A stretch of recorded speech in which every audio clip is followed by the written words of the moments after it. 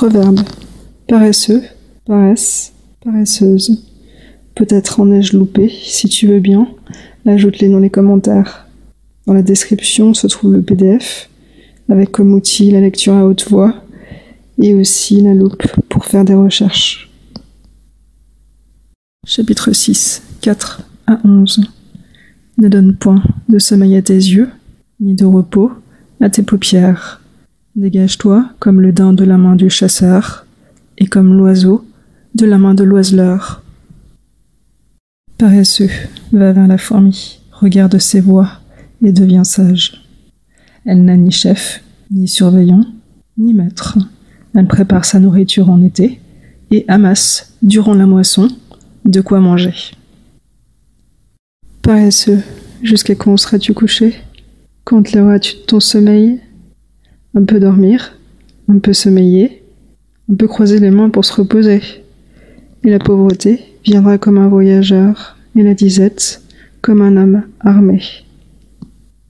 Chapitre 10, 4, 5 et 26. La main paresseuse appauvrit, mais la main des diligents enrichit. Celui qui amasse en été est un fils prudent. Celui qui dort pendant la moisson est un fils qui fait honte. Ce que le vinaigre est aux dents et la fumée aux yeux, tel est le paresseux à ceux qui l'envoient. Chapitre 12, 11, 24 et 27. Celui qui cultive sa terre sera rassasié de pain, mais celui qui suit les fainéants est dépourvu de sens. La main des diligents dominera, mais la main paresseuse sera tributaire. Le paresseux ne retirera point sa chasse, mais les biens les plus précieux sont à l'homme diligent. Chapitre 13, 4. L'âme du paresseux ne fait que souhaiter, et il n'a rien, mais l'âme des diligents sera rassasiée. Chapitre 15, 19. La voie du paresseux est comme une haie de ronces, mais le sentier des hommes droits est comme un chemin battu. Chapitre 18, 9. Celui qui se relâche dans son ouvrage est frère de celui qui dissipe ce qu'il a.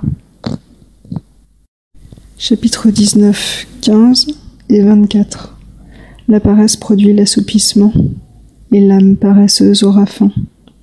Le paresseux plonge sa main dans le plat, et il ne la ramène pas à sa bouche. Chapitre 24. Le paresseux ne labourera point à cause du mauvais temps. Lors de la moisson, il mendira, mais il n'aura rien. Chapitre 20, 13. N'aime point le sommeil, de peur que tu ne deviennes pauvre. Ouvre tes yeux, et tu seras rassasié de pain.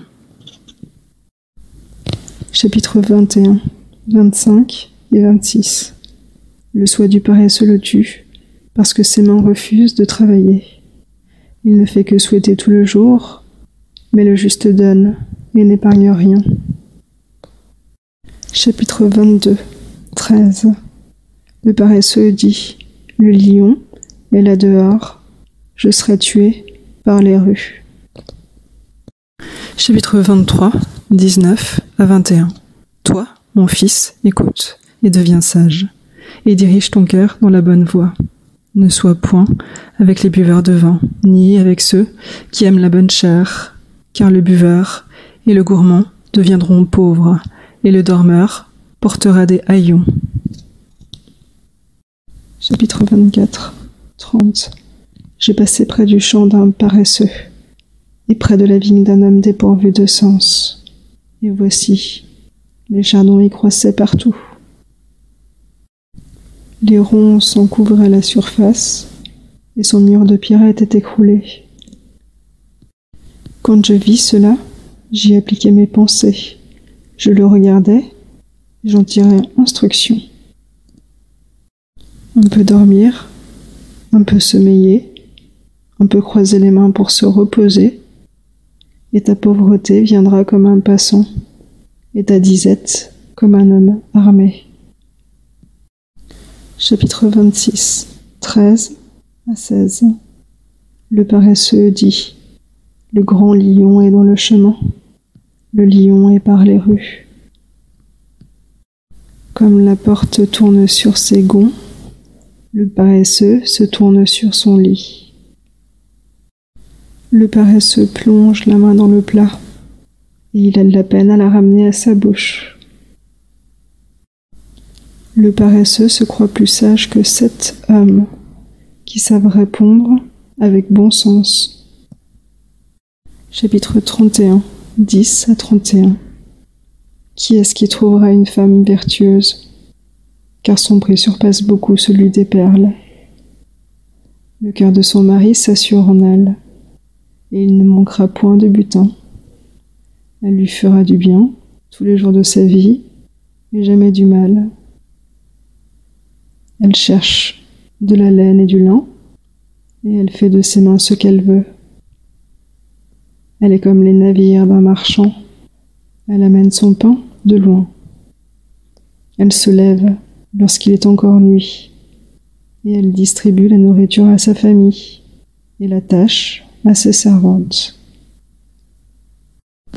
Elle considère un champ et l'acquiert, et du fruit de ses mains, elle plante une vigne. Elle ceint ses reins de force, et elle affermit ses bras. Elle éprouve que son trafic est bon. Sa lampe ne s'éteint point la nuit. Elle met ses mains à la quenouille, et ses doigts tiennent le fuseau. Elle tend la main à l'affligé, et présente ses mains aux pauvres. Elle ne craint point la neige pour sa famille, car toute sa famille est vêtue de laine cramoisie. Elle se fait des couvertures, ses vêtements sont de fin lin et d'écarlate. Son mari est considéré aux portes, lorsqu'il est assis avec les anciens du pays. Elle fait du linge et le vend, et des ceintures qu'elle donne aux marchands.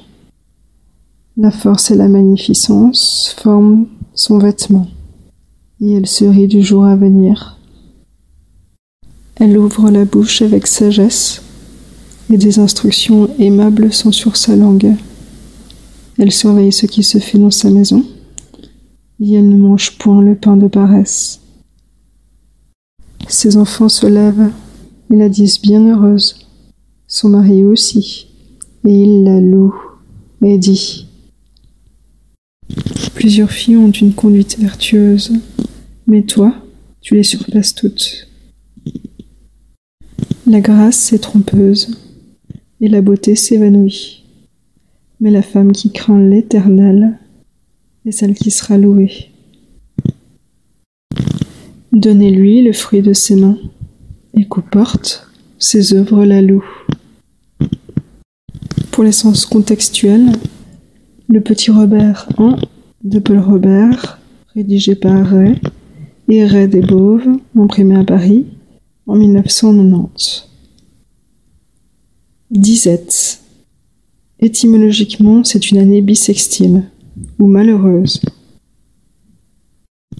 Disette renvoie à besoin, défaut, manque, pénurie, rareté, pauvreté. Diligent, étymologiquement, c'est être attentif ou zélé, qui s'applique avec soin à ce qu'il fait. Ça renvoie à appliquer et à assidu. Dans un sens vieilli, c'est celui qui montre une activité empressée, de la célérité dans l'exécution d'une chose. Il est donc actif, prompt, rapide.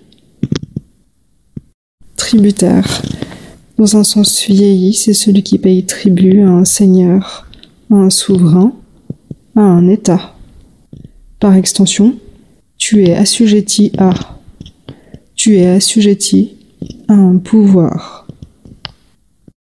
L'assoupissement, d'assoupir, étymologiquement signifie endormir.